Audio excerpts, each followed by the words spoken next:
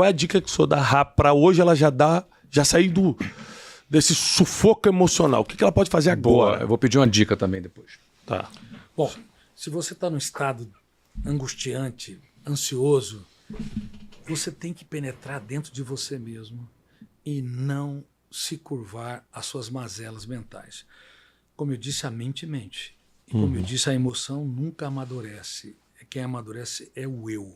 Quem é o gestor da emoção é o eu, que representa a capacidade de escolher. Você tem de escolher ser mais relaxado. Você tem de escolher não gravitar na órbita dos seus pensamentos perturbadores. Você tem de impugnar, tem de discordar, tem de atuar como protagonista. Senão você se coloca na plateia como espectador passivo de pensamentos perturbadores e emoções depressivas, negativas e asfixiantes e se torna um escravo vivendo em sociedade livre. Então nunca se esqueça, compre vírgulas para escrever capítulos mais nobres dos seus dias mais tristes. Uau. Mesmo quando o mundo desaba sobre si.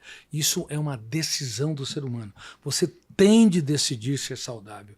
Você tem de determinar não ser escravo vivendo em sociedade livre. Uma pergunta técnica. O eu seria, teologicamente falando, a alma? Não, o eu, ele é o centro da alma do psiquismo humano. É o centro de comando. É o piloto da aeronave mental, é o diretor do script, é o executivo da empresa chamada mente humana. É a consciência crítica, capacidade de escolha e autodeterminação. Só que o eu, toda vez que ele escolhe, toda vez que ele faz escolhas, tem perdas. Não há uma grande escolha sem uma perda significativa. Você escolhe o essencial para perder o trivial. Então, se você, por exemplo, convive com a sua esposa e você tem a necessidade que ela siga o mesmo ritmo seu, porque esse é um problema muito sério.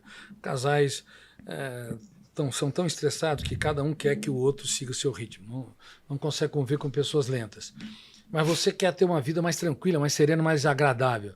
Você tem que ver um charme no defeito dos outros. Se ela é mais tranquila, você vê um charme. Se ela vê você mais ansioso, você, poxa, meu marido é agradavelmente agitado. Você começa a ver em outra perspectiva. Você escolhe a sua maneira tosca e débil de julgar e opta por elogiar. Antes de criticar, opta por exaltar, por ovacionar, ser o maior fã daquele que está ao seu redor. Se você muda a postura, você escolhe o essencial, perde o trivial e você ganha estatura no romance, nas relações interpessoais. Aproveitando outra pergunta técnica, e aí eu vou pegar aqui uma passagem do apóstolo Paulo, que ele fala algo parecido assim, de repente você lembrar do texto exato, Tiago, você pega, quando ele fala que o que eu faço é o que eu não quero, e o que eu quero é o que eu não quero, é aquilo que eu faço.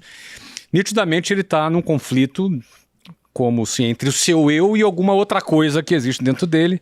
E aí eu me lembro, quando eu vou para o mundo corporativo, pessoas que se auto-sabotam. Pessoas com muito potencial, com uma capacidade muito grande, mas elas têm um comportamento que elas se auto-sabotam e fracassam por essa auto-sabotagem. Então, quando eu lembro desse comportamento, até muito comum, de pessoas que se auto-sabotam, e lembro desse texto de Paulo, quando ele fala o que eu faço é o que eu não quero, o que eu quero é o que eu não faço. É em Romanos 7 isso, Romanos 7. Então me parece o quê? Me parece o eu dele querendo dar as cartas e alguma coisa dentro dele próprio nessa contradição, e isso me lembra essa autossabotagem nas empresas. É o eu contra o quê? O que é que está autossabotando o eu aí? É muito interessante e complexa a sua pergunta. Não apenas o eu constrói pensamentos. Existem 4 fenômenos inconscientes que também lê a memória e constrói cadeias de pensamentos sem autorização do eu. Pensar não é uma opção apenas da nossa vontade consciente, é uma inevitabilidade. Até mesmo quando a pessoa medita e tenta parar de pensar, até a consciência da interrupção já é um pensamento, entendeu? Então é impossível parar de pensar. Você pode desacelerar o pensamento, nem meditando. Você pode desacelerar o pensamento, mas você não perde a consciência, a não ser que você está em coma, você está dormindo. Mesmo quando você está dormindo, os atores inconscientes estão lendo a memória e produzindo personagens, ambientes e circunstâncias. E eu falei desses 4 copilotos. O gatilho da memória, quando estou falando, está disparando milhares de gatilhos nos nossos espectadores. As janelas da memória, segundo fenômeno, a âncora da memória, para dar foco. Se a âncora se fecha demais, você pode ter uma reação agressiva ou uma crise fóbica, medo de falar em público, claustrofobia, ou medo de lugar fechado, claustrofobia. Então, fechar demais a âncora é um problema. Agora, abrir demais também você não consegue se concentrar. Aí você pode ter muitos sonhos e não materializar nenhum deles. O problema é a abertura excessiva e o hiperfoco. Isso são dois grandes problemas. E o quarto fenômeno é o alto fluxo, que vai lendo a memória das janelas que vão se abrindo. Agora, a autossabotagem é um grande problema e ela é muito comum. E você se autossabota como? Número 1, cobrando demais de si mesmo. Quem cobra demais de si mesmo está apto para trabalhar num banco, numa financeira, mas não para ter uma bela história de amor consigo. Número 2, se você é hipersensível. Se você é hipersensível, pequenos problemas têm um impacto muito grande. A tua emoção é terra de ninguém. E há pessoas maravilhosas que são hipersensíveis, onde ofensas, rejeições, críticas acabam furtando a sua tranquilidade. Uma outra coisa que gera autossabotagem é eu colocar altos níveis de exigência. Você tem que ter metas e cumprir metas. Mas uma pessoa que coloca altos níveis de exigência, mas não relaxa, não curte, não namora a vida, ele se torna também um carrasco de si mesmo. E uma outra coisa importante é que nós devemos aprender todos os dias a ter um caso de amor com a nossa saúde mental. Nós temos que aprender a dar descontos para nós mesmos, para as pessoas ao redor. Vive uma vida mais leve, mais tranquila, porque não é a pessoa que pensa mais, que atira mais, que é mais rápida, que é a pessoa mais eficiente. E mesmo se ela for eficiente, ela acaba esgotando o seu cérebro de maneira tão grande que ela acorda cansada. Mas como? Eu não fiz nenhum exercício físico que justifique. Estou esgotado. Claro, pensa demais, rouba energia do cérebro. Consequentemente, ele está mais esgotado do que 10 trabalhadores braçais, porque o sono de 8 horas não é reparador. Então temos que tomar muito cuidado, porque a autossabotagem é extremamente comum e as pessoas mais eficientes costumam ser aquelas que mais se autossabotam. Uma coisa interessante. O senhor começou falando no início desse podcast que gestão das emoções é treinamento. Que, por exemplo, Jesus não fez um milagre para os discípulos melhorarem como pessoas. Ele treinou essas pessoas por 3 anos e meio. Me parece que a gestão da emoção é uma das habilidades mais importantes para o ser humano viver nessa terra. Se é uma das habilidades, se não for a maior habilidade que o ser humano precisa ter para viver nessa terra, por que na escola a gente aprende sobre hipotenusa, fotossíntese, tabela periódica, coisas MMC, coisas que a gente nunca vai usar na vida, e uma habilidade como essa, que é questão de sobrevivência, as escolas não ensinam para os nossos filhos? Pois é, por isso que eu tenho falado. E às vezes atrapalham. Ainda atrapalham. As escolas básicas, fundamental, médio, as universidades. Eu sou professor do programa de mestrado e doutorado da USP. Então, tem alunos mestrando e doutorando de medicina, de odonto, de engenharia, biologia. Eles nunca ouviram falar nisso. Cada vez que eu abordo com eles, eles ficam espantados. Mas, doutor Cury, é uma terapia. Cada vez... Quando você fala sobre a construção de pensamento, eu gerindo a nossa mente, a emoção não pode ter um cartão de crédito ilimitado, senão ela compra aquilo que não nos pertence. A mente mente e os fenômenos do inconsciente. Todos os alunos deveriam aprender isso, inclusive no início da faculdade. Não aprendem, e não aprendem mesmo. Porque a educação mundial se tornou cartesiana. Ela, durante os séculos, ela nos levou a conhecer do pequeno átomo ao imenso espaço. Mas não conhecer o planeta-mente. E é por isso que nós fazemos tantas guerras. É por isso que nós temos tanto preconceito, discriminamos. É por isso que casais começam namorando, vivendo uma vida gostosa e agradável e terminam se digladiando. Não é porque não começaram bem, é porque terminaram mal, porque o amor exige admiração. E a admiração exige gestão da emoção. Você aprender a aplaudir quem ama, você incentivar os sonhos, você perguntar onde eu errei e não soube, o que eu posso fazer para te tornar mais feliz.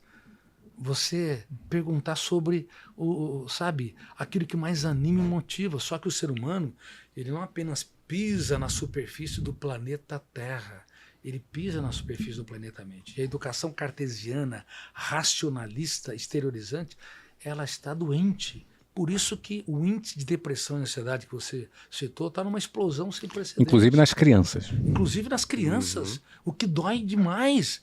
E, felizmente, nós temos o programa Escola da Inteligência, que está mudando o status quo. Nós estamos em cerca de 1.500 escolas, ensinando, temos cerca de 400 mil alunos, ensinando as ferramentas que eu não aprendi de gestão de emoção quando eu era adolescente.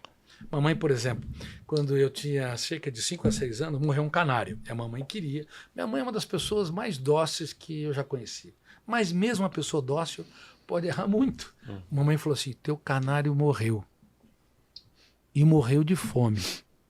Aí registrou de novo. E morreu porque você não tratou dele. Aí imagina, um garotinho de 5 a 6 anos com aquele baita sentimento de culpa, eu ia para a cama e chorava. Não sabia dizer o que estava ocorrendo. Mas eu me sentia culpado por causa de um canário, que nem eu coloquei numa gaiola. Jamais deveria colocar um canário na gaiola. Bom, enfim. Mas aquilo registrou uma janela killer, duplo P. E eu me tornei uma pessoa hipersensível. Uma pessoa sensível, quando alguém machuca, quando alguém ofende, machuca. Uma pessoa hipersensível estraga o dia. Uma pessoa sensível, quando tem um problema no futuro, se preocupa. Mas uma pessoa hipersensível vive o futuro, infecta o presente. Uma pessoa hipersensível não tem proteção emocional. Como eu disse, não tem, a mente dele não tem propriedade, é a terra de ninguém. As pessoas hipersensíveis são ótimas para a sociedade, mas são péssimas para si mesmas. Então eu tive que trabalhar esses fenômenos que afetaram a minha personalidade, mas também me ajudaram, porque a dor bem construída, a crise, o fracasso, as vaias, se você usa de maneira adequada, se torna a tua fortaleza, a tua capacidade, a tua resiliência, a tua capacidade de fazer da vida um espetáculo único e imperdível, mesmo quando o mundo desaba sobre nós. É fantástico porque isso que o senhor acabou de falar, que algumas pessoas sentem o futuro e acabam infectando o presente, né? É muito forte porque 86% das nossas preocupações nunca vão acontecer. Então a preocupação é você estar focando no futuro, que pode não ser real. Talvez isso nunca aconteça, né? E quando acontece diferente. Acontece diferente. E não foi tão ruim assim como imaginou. E você infectou o presente. Não, tem gente que tem um sonho ruim à noite e acorda triste. E passa o dia triste por causa do sonho. Só que o sonho, esse realmente não existe, né? Não, já aconteceu a mulher sonhar que o marido traiu e ficar uma semana sem falar com o marido. Opa. Acontece? A gente recebe isso muito. Reitero, a mente é a maior construtora de armadilhas e cárceres. Tem mais cárceres mentais na mente humana do que nas cidades mais violentas do mundo. Há cerca de 10 milhões de pessoas encarceradas no mundo, principalmente nos países mais populosos. Bilhões de encarcerados na mente. Exatamente, essa é a comparação. E bilhões de encarcerados na mente. Uau. Esse é o problema. Deixa eu pedir uma dica agora então, Thiago.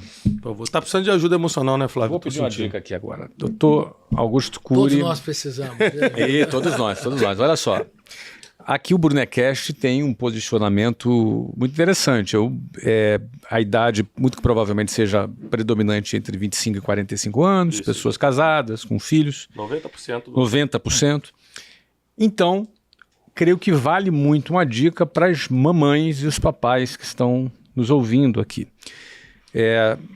Você comentou que nunca dizer para um filho, deu até alguns exemplos.